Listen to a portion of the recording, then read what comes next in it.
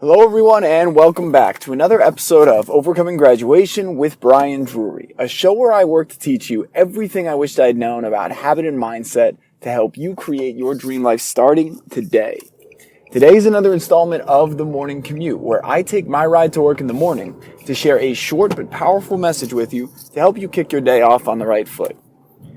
And today's message is this: what's hijacking your mind? I know so many times throughout the day, I can catch myself focusing on the negative,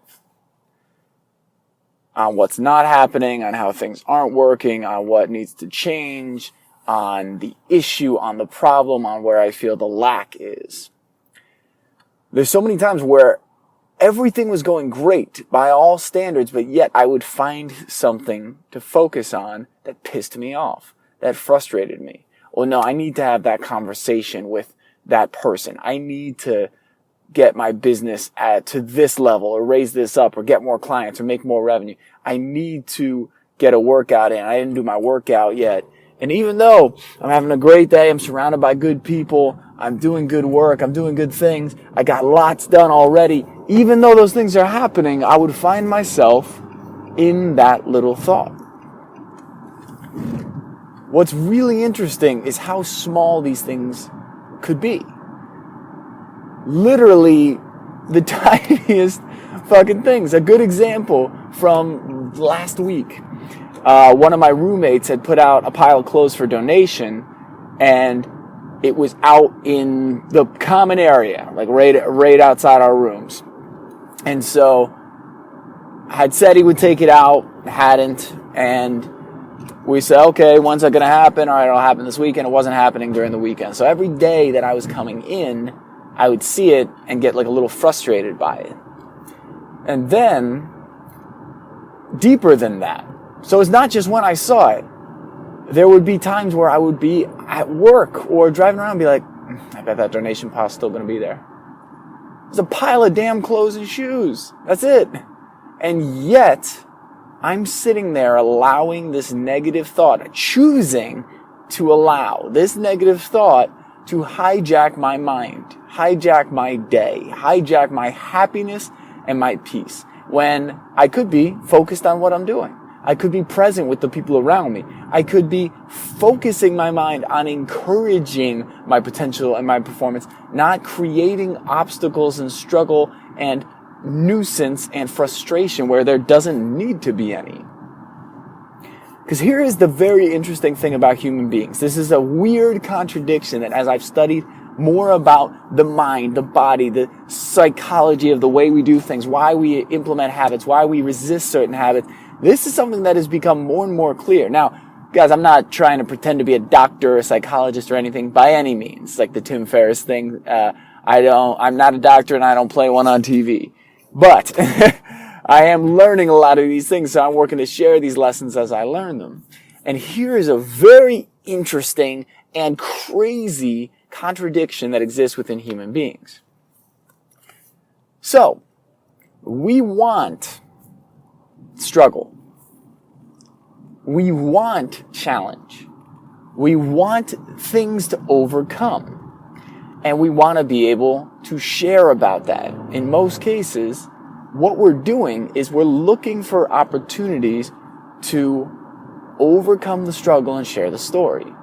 You think about it, I mean, it could be anything. It could be getting the job, it could be doing the workout, it could be a difficult task at work, it could be meeting your significant other. Oh, I talked to the girl and I did this and it was an amazing story.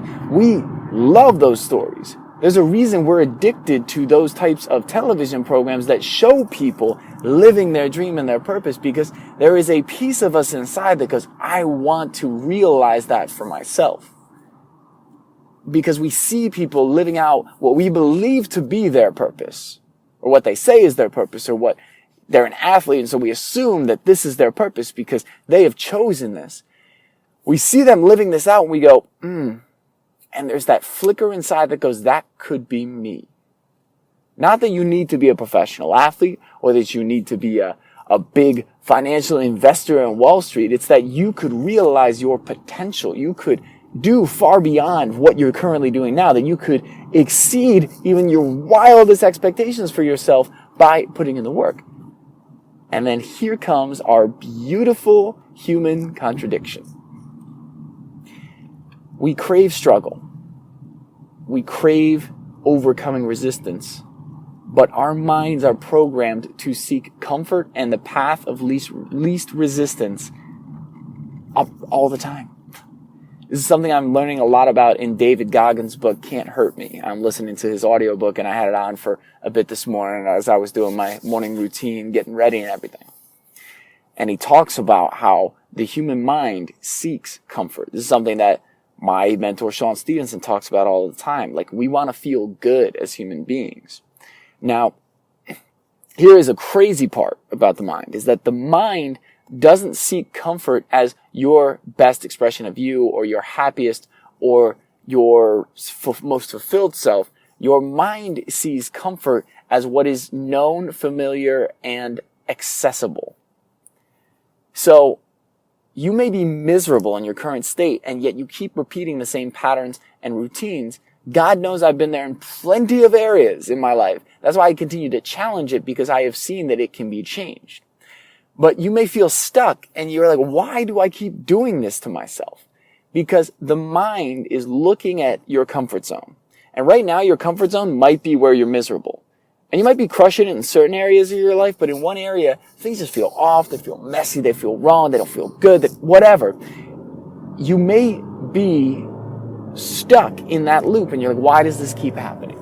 So part of it is your mind sees anything that is unusual as dangerous, because anything that is out of your comfort zone seems more out of your control. And if it's out of your control, you can't predict or control the results as well.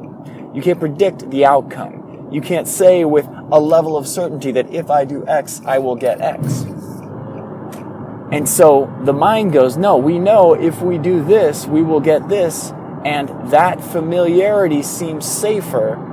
Oh my God, guys, this dude in a Mercedes driving like a lunatic. I don't know if I can loop that into the message right now. That he just like whiffed between two people. For anybody who's new to the morning commute, this happens. I will be locked in, I'm focused, I'm on my message, and then some crazy shit on the California highways happens. So, all right, but we're back. So, we may find ourselves stuck in these patterns, stuck in these loops, can't understand why. The mind looks at this and goes, that's comfortable. That's our comfort zone. Our comfort zone is that behavior pattern, so let's stay there.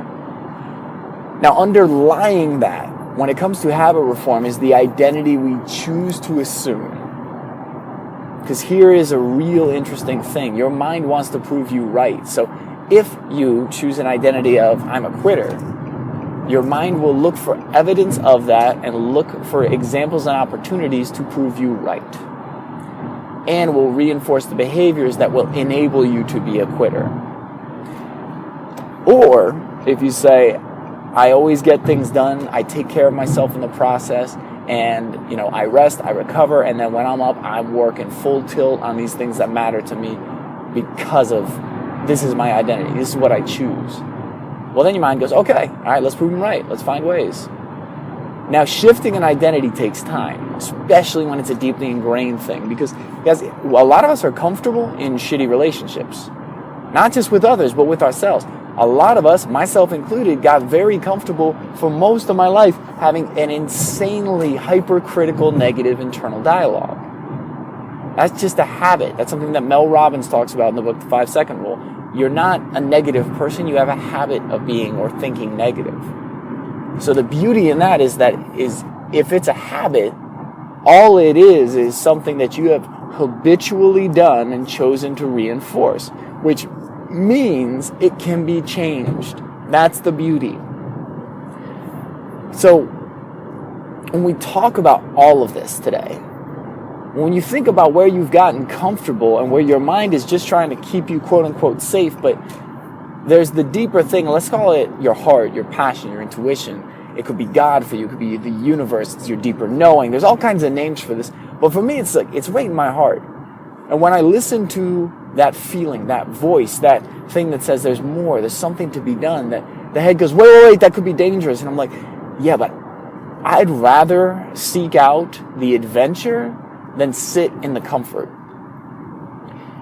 Something that I thought up recently, and I like this term, is most of us are living an easily accessible life.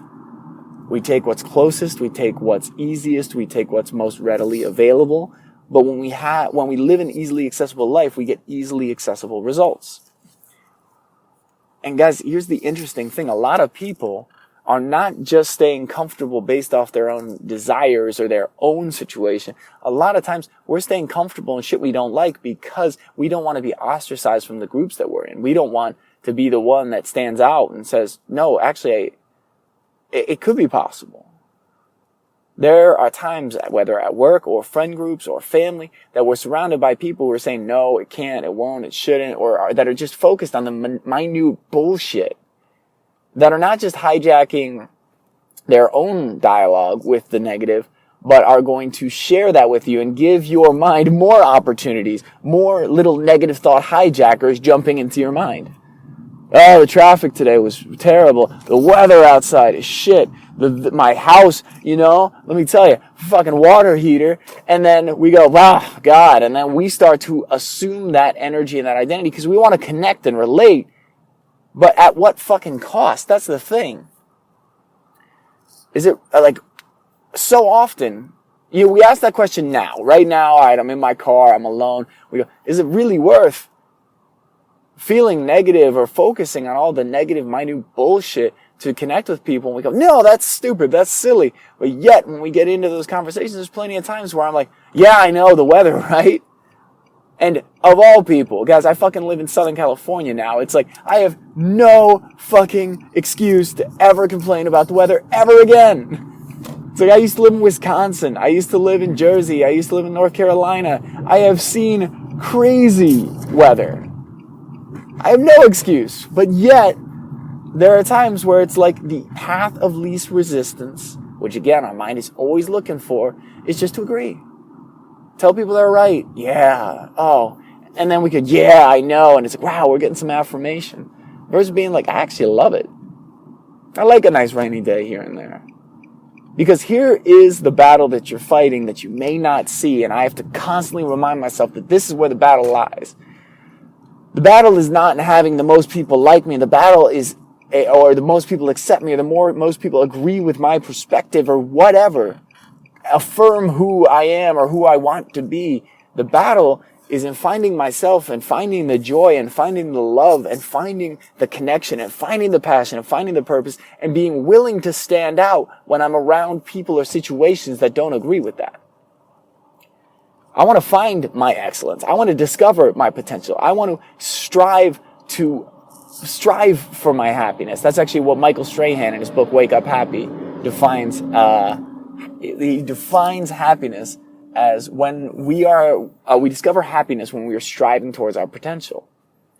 But there has to be striving. There has to be a willingness to fail, to get out of the comfort zone repeatedly. But the beauty of the comfort zone is that it can expand all the time with our active, conscious decision to challenge it. So we can have those negative thoughts hijacking our mind. And guys, I didn't realize how perpetual this pattern was, or how it would repeat, because like there's so many good things. Why do I not feel good? And I'm like, I'm focused on this tiny negative little thing. And it's not even here right now. It's a pile of clothes back home, just sitting there. It's not angry. It's not talking shit to me. It's not attacking me. But yet I'm sitting here harping on it over and over and over. Why?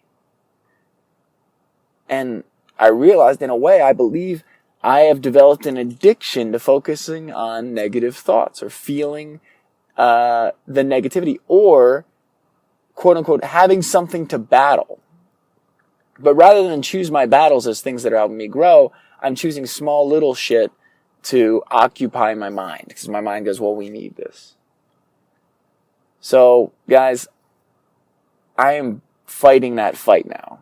I'm done accepting that as my reality and just allowing that to happen. I'm done allowing my little mental hijackers to come in and steer the ship. I'm done allowing those negative thoughts to come in and say, this is how the day is going to go. And hey, we know you want to feel good and all that, but nope, not going to happen. We're just going to have you focus. Remember that one time in third grade when that kid said something mean to you? We're going to focus on that. You remember that one relationship that ended poorly and that there were lies? Yeah, no, I'm just going to bring that up because you allow me to do that, Brian. You allow me to bring it up and if you focus on it. I'm just showing you shit. This is your negative voice just being all, hey, I don't know, man. I'm just throwing this stuff out there. You're the one who keeps eating it or keeps putting it on repeat. So I'm battling now my internal state, my mental state. When I catch myself with that, dude, there's times where I'm just switching to I love myself, I love myself, I love myself. Because that's another thing I'm working on. So I'm going to start repeating that and putting that on repeat. Or I get more immersed in the task that I'm currently in. I just 5, 4, 3, 2, 1, use Mel Robbins' 5-second rule. I pause, I pattern interrupt, and I go, be present, be here.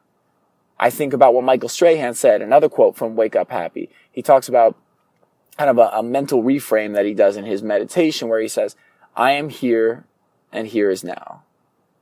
And I am love and love is here. It's something to that effect. I think that might even just be the way I kind of adapted it for me, but it's very simple. It starts with, I am here and here is now. So it kind of like grounds us and puts us present. And then I am love and love is here. And for me, that second piece, I think is not exactly how he says it. But for me, it's like I am love. So that's like my core. That's who I am. That's big part of my identity. And it's here right now. I don't need to chase it. It's not out somewhere else. It's not in another accomplishment. And so when you think about what's hijacking your mind, guys, sometimes we do need to have a conversation. Sometimes we do need to take action. And sometimes we do need to tackle something difficult. But most of the time, we're not facing that challenge right now. So we can make a decision, okay, later tonight when I get home, I'm going to tackle that. Right now, I'm going to be present with people, going to be loving, going to be deep, going to be connected. Instead of all day, I'm going to harp on this and I'm going to plan. I'm going to do what my dad calls a monologue dialogue where I imagine the argument. I imagine all the ways it's going to go as if I'm preparing for battle so that I'm ready when it comes versus just being honest and expressing in the moment. Like these are all things I'm working on, guys. This is all stuff that I have gotten a lot better on and I still see so much potential to grow in. And I'm not going to passively sit back and allow my negative thought loops or these mental hijackers, these tiny little sons of bitches running around throwing negative thoughts onto the loop. I'm going to pause the player. I'm going to pull the record off. When you hear that scratch noise, and be like, no. We're not playing this record anymore. We're putting on Brian's best hits, Brian's happiest thoughts, Brian's happiest memories. Or we're just going to put on that really cool, like lock-in song that it's got that perfect beat that helps me focus into where I'm at right now. That's going to be the internal dialogue. That's going to be the internal show. It's not going to be easy all the time. It's not going to happen instantly, but I'm going to be doing the work. And I'd love for you to join me if you want this game to change too. Because I'm tired of playing the victim. Guys, I've been battling my victim mentality for years, and I beat it here and here and here, and then I lose one here, and then I fight back, and then I find another area where I'm doing it. And it's just a constant progression and growth. So right now in your life, where are you allowing a negative thought to hijack your mind? And what is one thought you could replace it with that empowers you, lifts you up, builds you up, or shows you the potential, the passion, the joy, the abundance, the love, the wonderful things that are in your life? And start catching yourself throughout the day when the negative thought comes up and replace. Catch and replace. I love you guys. I've been excited about this one. I want to do a Facebook Live about this as well, so I probably will before this episode launches. But I am so thankful you joined me today. If you have not already, be sure to subscribe to the podcast on iTunes, Stitcher, or Google Play. And if you'd like to reach out to me directly, send feedback on the show, recommend interviewees, ask a question you'd like me to answer on the air, you can do so by contacting me at brian@overcominggraduation.com. Guys, I love you. I share these messages because I don't want you to have to struggle through, work through, spend all the time, money, investment, pain, you name it, to get to the realizations that I'm having. I know sometimes we need time and we need life to come at us in order to be really reminded, but I don't want you to have to be that one. I want you to be able to learn these lessons and to train yourself and train up so that when life really does come at you, you've already got some time in the bank. You've already got some work in. You've already got some foundation built, or maybe even a house built, so that you can weather the storm and go out and face the storm because your mental toughness is so high. So I'm working on that, and I'll work to share that with you and share everything I can to help you in that journey. So I love you guys. Thank you all for listening today. And as always, I'll be talking to you again real soon.